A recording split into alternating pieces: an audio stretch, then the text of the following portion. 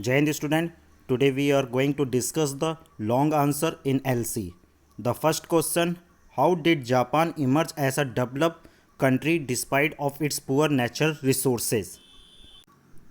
We already discussed that Japan has a poor natural resources to support its growing economy and large population.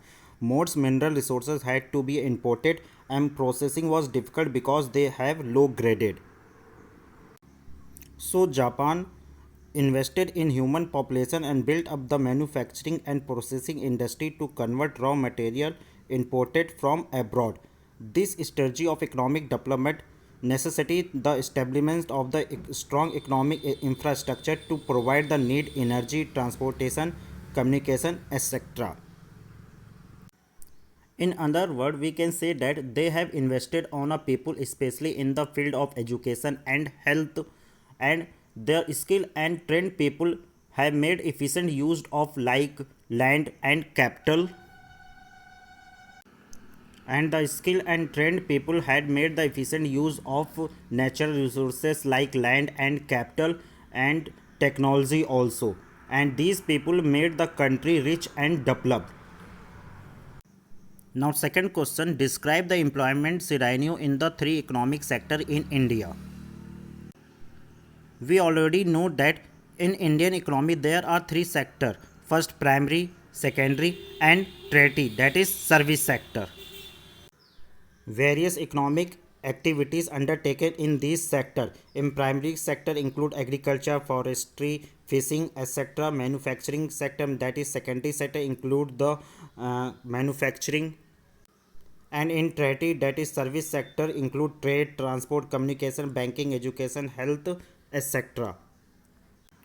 In primary sector, agriculture is most labor absorbing sector of the economy, but it facing a disguised unemployment and it does not have any capacity to absorb most more workers, so surplus workers are moving to the secondary and tertiary sector.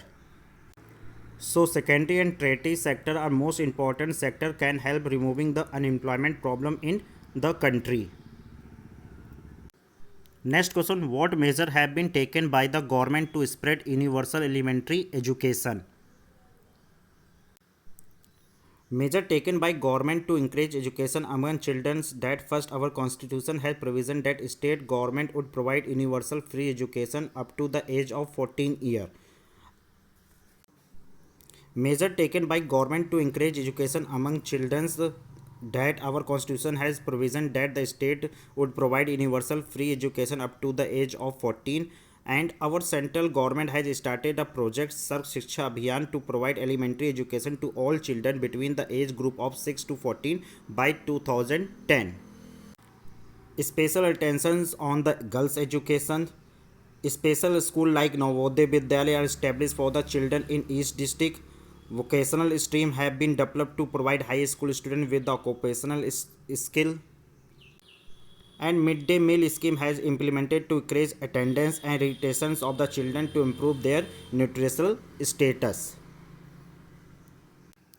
Next, describe the 5 features of Sarv Shiksha Abhiyan.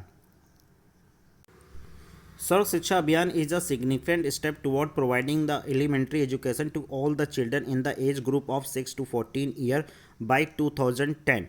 It is a time bound of the central government in the partnership with the state and local government and the community for achieving the goal of universalization of elementary education.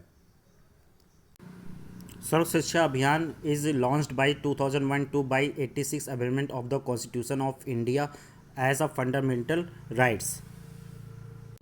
In this 6 to 14 year age, children were get elementary educations, and it bridge social, regional and gender gap. And it is a partnership between the central and state government to take care of the basic educational all over the country. Thank you.